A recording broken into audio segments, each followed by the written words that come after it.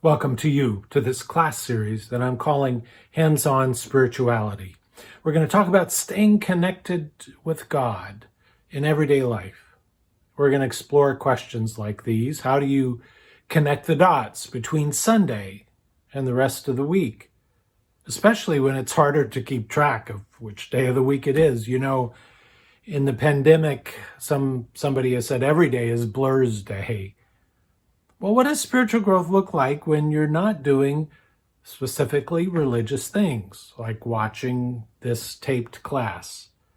You might think that spirituality is something reserved only for special days and times, that it demands special practices that don't fit easily into life's ordinary situations.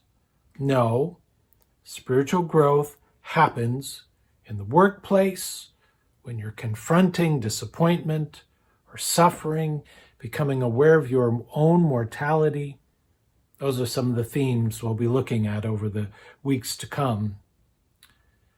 At the same time, there's all around us, and certainly within us, a great interest in prayer, the actual doing of prayer. Gallup surveys show that more of us will pray this week than will drive a car, exercise, or go to work. Almost half of respondents to the surveys say that they pray daily. That's a lot of people praying. At the same time, when asked in a national poll, do you experience in your life a need for spiritual growth? 8 out of 10 Americans said yes, they do want to grow spiritually. I bet you're in that category, one of those 8 out of 10.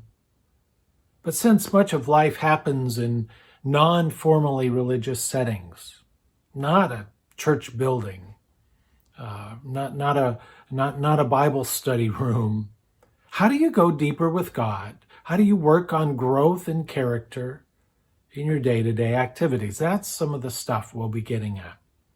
I think of my sister-in-law who lives in New Jersey. She doesn't have much interest in church, traditional faith, and yet she finds herself longing to pray. I like very much what she said once. Sometimes when I see something beautiful, a baby laughing, the sun coming up, I feel moved to give a short prayer of thanks. Pretty simple, but profound. I think of Rosemary Jones. She was a 104-year-old African-American saint, a member of the church I served in South Carolina.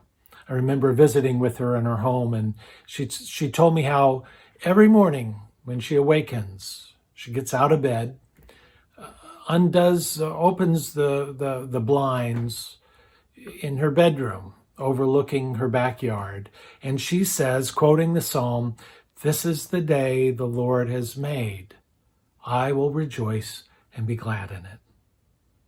That's a simple discipline, but what a great way to start the day, looking out the window and saying, this is the day the Lord has made. I will be glad in it. I will rejoice and be glad in it. By the way, it's okay to rejoice during Lent. It's a somber season. It's a time of penitence, but there can be a lot of joy. But we often have this strange habit of compartmentalizing our lives. I mean, there's worship, maybe Sunday school for an hour or so, and then work, whatever I do during the week. We don't sometimes make the connection. We don't see how we can.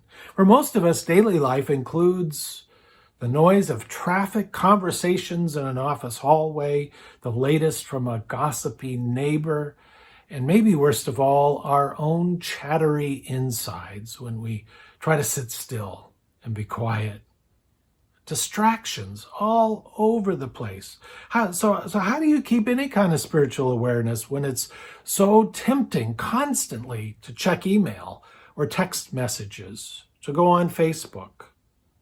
When even the thought that you might get a call or a text from your smartphone keeps you from perhaps keeping your focus on anything more than the most shallow tasks. How do you keep spiritual focus when those are some of the challenges? Well, those are some of the things we'll talk about. Maybe we think, well, I should I could pray at the start of the day. Lots of us have good intentions about that. But then another day gets going with a roar, or at least a sense of urgency about stuff getting done, and so much for a discipline of daily prayer and Bible reading. Out the window.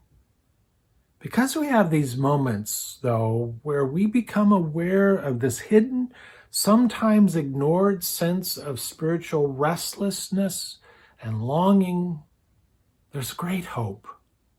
I mean, it might be simple. It might be gratitude for the good things in your life, and you just maybe take a moment longer than you normally would. Or maybe instead of this kind of unexpressed feeling of gratitude, you turn it into thanks to God, into an actual prayer of thanksgiving, just in ordinary words. Finding out that you're going to be a grandparent for the first time, or become a grandparent again, as I've done now a few times, can awaken something in us that we can build on, that can become the basis for a deeper spiritual life, because we turn our longings or these fleeting moments into something more sustained, into something more disciplined, more intentionally focused in the direction of God. Or something really hard happens, hearing an ominous report from a medical test, or grieving from a divorce. Some of you who are divorced or widowed or widowered may still feel the wounds. Or seeing our children ride bumpily through adolescence. Such moments drive us to pour out our souls to someone beyond ourselves. And we can build on that too. Ellen Golden, the main character in the novel One True Thing, watched her cancer-ridden mother receive chemotherapy as she wrote, "Drop by please let it work, God, drop." And what else did she do? Oh yes, she goes on, the character in the novel. Oh yes, I prayed in that hospital cubicle, and in the hallway outside, and in the cafeteria, where I went as much to shake the feeling of being buried alive as much as because I really wanted another cup of coffee. But I prayed to myself without form, she said. One word, please, please, please, please. Not a bad prayer. Please, please. Or Anne Lamott, the writer, one of her books is titled Help, Thanks, Wow. And that's her prescription for a rich prayer life. That's pretty good. Help, thanks, wow. Maybe you order your prayers in those three expressions, those three categories. Somebody said, I liked it very much. She said, we live in a God-bathed, a God-permeated world, but we don't see it. We let our daily lives obscure the traces, the signs. We let our daily dramas drain us. And so it seems like there's not much left when we try to turn to God. We let the noise drown out the still small voice, the whispers of God, trying to tell us something, trying to help us. And again, this is daily stuff. I like very much the writer Annie Dillard. She said, how we spend our days, of course, is how we spend our lives. Think about that. How we spend our days is how we spend our lives. What we do with this hour and that one, well, that's what makes up a life. You don't have to have the grand scene all in view. Little gestures, ordinary acts of kindness, smiles, caring moments, these matter, don't they? Little things we notice instead of not noticing make a difference. Some of you have heard me tell the story. I've written about it in one of my books, how early one evening, years ago, I sat at home. I was working at my desk. I was doing a freelance editing project. I lived in Tennessee at the time, and outside my window, the sun lit up the yard's maples and elms and made the lawn a luminous green. With the lengthening days, anybody could tell that a Tennessee spring was turning into summer. A view we could do with these days of winter. But none of that beautiful spring lushness pried my eyes off the project on my desk. What did it was my then 5-year-old daughter, Becca. I first caught her out of the corner of my eye through the window right by my desk. And then I really looked. And this is what I saw. She stood on the grass with thin arms stretched toward the sun, her eyes squinting, her chestnut brown hair shimmering in the sunlight. And then she dropped her arms. She ran and she skipped and she twirled around the yard, laughing with abandon, singing. I could barely hear her through the window, but I could see her clearly. I became a witness to her sheer delight in living. Some of that childlike wonder, her exuberance, it began to rub off on me, and I longed to trade in some of my adult business-like ways for what I saw in her immersion in the glories of the moment. What I saw made me want to keep looking, keep learning. This daughter I was trying so hard to raise, this kindergartner who could barely read, was teaching me, her very adult dad, something important. I didn't take long to return to the project on my desk. I was, after all, up against a deadline, but I stored that glimpse of Becca in my mind, and I still come back to it, still replay it. Because in the thick, sometimes the thin of everyday circumstances, I want to stay more alert, more awake to the wonders and the glories of life, everyday life. I want to notice, really notice the faces of people around me who sometimes reflect nothing less than the luminousness of God himself. I grow more eager to pay attention to my soul's desire for God. As Augustine, the great North African bishop and spiritual leader from centuries ago, prayed, "Our hearts, O God, are restless until they find their rest in you."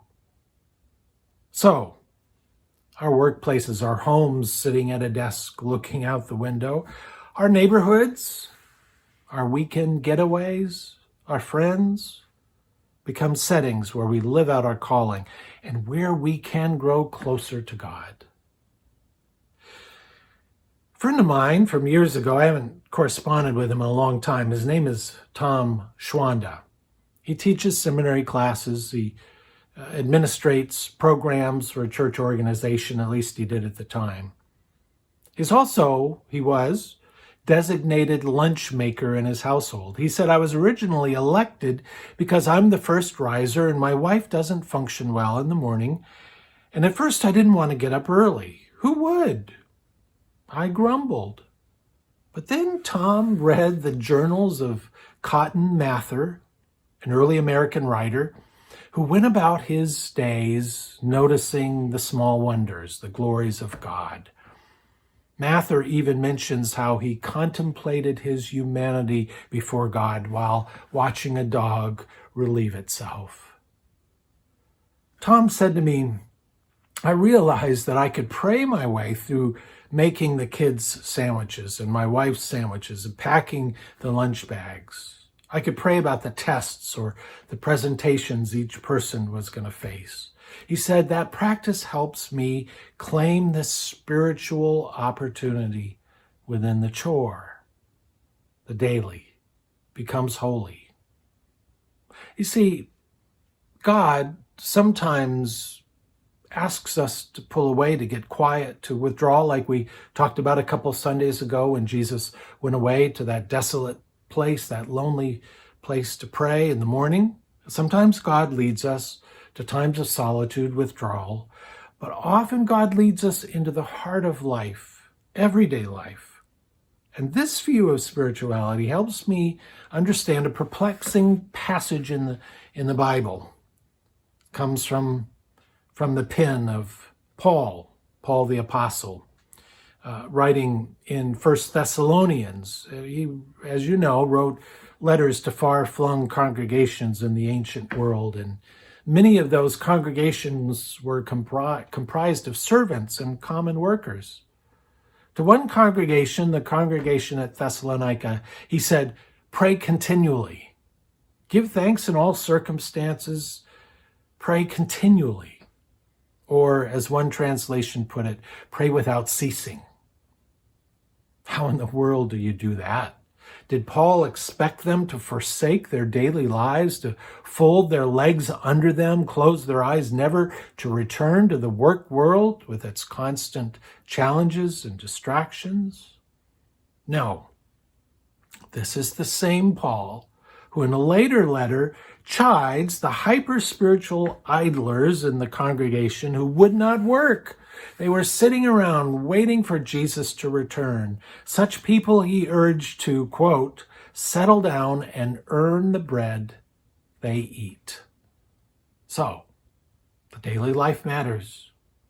Paul knew that everyday life can be turned into a meeting ground. Paul's talking about praying where we are, connecting with God, right wherever we are. So part of one way to think about this is you don't just try to simply squeeze more prayer time into your schedule. We'll talk about that in a minute. That's a good thing. But I'm also talking about bringing your life, your work, your play, your sorrows into your conversations with God. To be just a little more intentional about it. I'm talking about seeing life and prayer as complementary, not competing. I mean, we already experience in our waking moments the grist for all kinds of praying, all kinds of things to talk to God about. Why not turn those challenges or those joys into conversation? Why not invite God into those situations and those challenges and into those joys? If we see our lives as whole, if we see ourselves as body, mind, heart, spirit, then we realize we don't have to keep anything back in the presence of God. Our frustrations over our children, our disgust at constantly blowing our diet, our fear of illness or dying, belong in our spiritual life. They're not apart from it. They belong there every day. I remember somebody once said to me, I want to become a priest. He was wrestling with vocation, and during one of these sessions to come, we will talk about the workplace, whatever it is you do during the week, even if you're retired, as a meeting ground, a place of encounter. But this person said to me, I want to become a priest because I want to become more aware of God. I just think if I worked at a church, I would pray a lot more than I can now. Well, I've had office jobs in the publishing world, and I've worked in a number of churches. Let me tell you, it is no more easy or natural for a priest to pray than anyone else. I mean, we have to work to make room for this too. We have to put one foot in front of the other in order to move forward also. Think about it this way. Think about Jesus himself. For all the miracles surrounding the birth and the life and the death of Christ, there's so much that's ordinary. I mean, he himself, a carpenter's son, we believe he made cabinets, worked in the wood shop. And then when he had his call to public ministry, he called them kind of the most ordinary people you could imagine. He took a lowly group of peasant people, fishermen, and people who were just folks in an era like any other era, and yet they had an extraordinary impact. That picture might make you think about how God can use the ordinary aspects of this day, your job, your contacts, your time with little ones, your little aspirations, your hopes, your dreams, your disappointments. And you let God bless them with his empowering presence, and then you find they count for more than you thought. There's an old French saying that says, God works in moments. I like that. Yes, there are great epics of history. There are spans of time that matter a great deal, but God typically works in moments. It's the world of everyday life where we get tired, argue with our spouses, miss hanging out with our friends, or wish we could visit the grandkids. These are the things of formation and transformation into the children of God that we were meant to be, that we want to become. Tish Harrison Warren has written a book called The Liturgy of the Ordinary. It's a good book. And in one part, she says this. She says, I'm living this life, the life right in front of me, the one where marriages struggle, this one where we are weary, where we want to make a difference, but we aren't sure where to start, where we have to get dinner on the table or the kids' teeth brushed, where we have back pain and boring weeks, where our lives look small, where we doubt, where we wrestle with meaninglessness, where we worry about those we love, where we struggle to meet our neighbors and love those closest to us, where we grieve, where we wait. And on this particular day, she says, Jesus knows me and declares me his own. Good word. And by the way, I like this idea of looking at liturgy as not just something that happens during a church service, but the kind of a daily unfolding of our ordinary lives. Liturgy, as Tish's book was titled, The Liturgy of the Ordinary, where you look at the rituals of your life and the habits, which is partly what a ritual is. And you ask God to help you sort through those practices, those habits, those rituals, and maybe what are some of the habits that you've acquired from the wider culture around you that don't necessarily come from the Christian faith, from Christian tradition, from Scripture? Are there practices that help us grow closer to God? Yes. And maybe this week would be a time for you to experiment. I know a friend of mine, every time he pushed the on button on his computer, he said, I'm going to pray. Or another friend, every time he picked up a paperclip, he said, that would be for me a reminder to pray for someone. You see, what happens on Sundays isn't the whole story. Now, quick side note, what happens on Sundays helps us with what happens on the weekdays.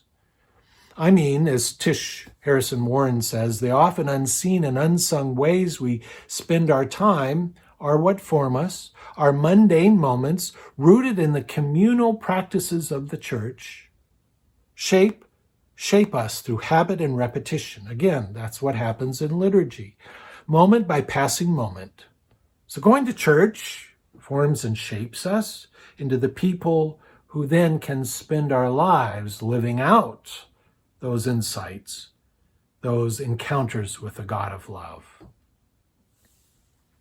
So this Lent, I have a question for you. I have just, by the way, one question. What is one new habit that you can adopt to help you put into practice this thought of staying attuned to God during your everyday life? What's a practice? What's something you can do?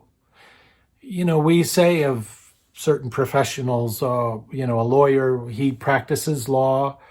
A doctor, he practices medicine. Well, we mean it in the sense that he does it. But I also like the secondary meaning of that word practice. You practice at something you aren't good at to get better at it.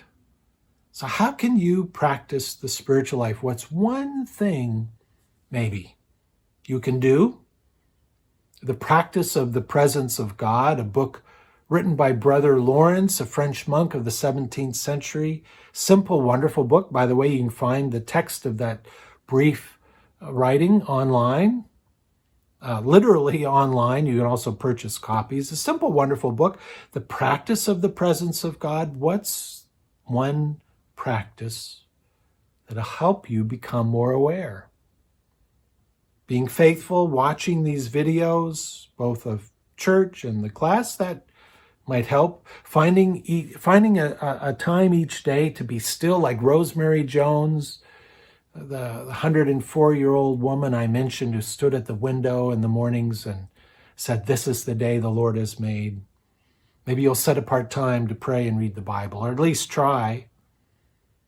The only way to pray all the time and everywhere is to pray some of the time and somewhere. So what's one thing you can do this week, one practice to make you more aware of God's presence or to make more room for God?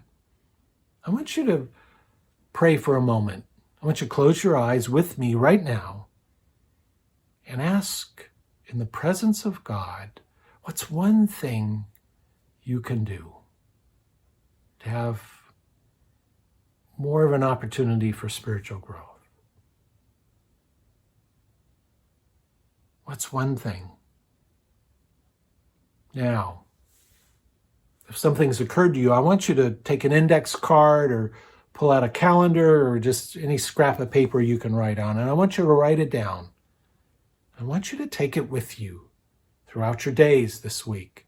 Stick it in a backpack or a purse or a pocket, or put it on a prominent place on your bedroom dresser. A practice that you might add to your life to help you in your spiritual growth. Hopefully, a daily practice that will have all kinds of profound ramifications for the living out of your everyday life. Let's pray. Gracious God, give us insight. Help us to see. Show us something we can do to make more room in our lives for you when you come, because you do come. Help us to greet you. Help us not to be so distracted that we don't notice.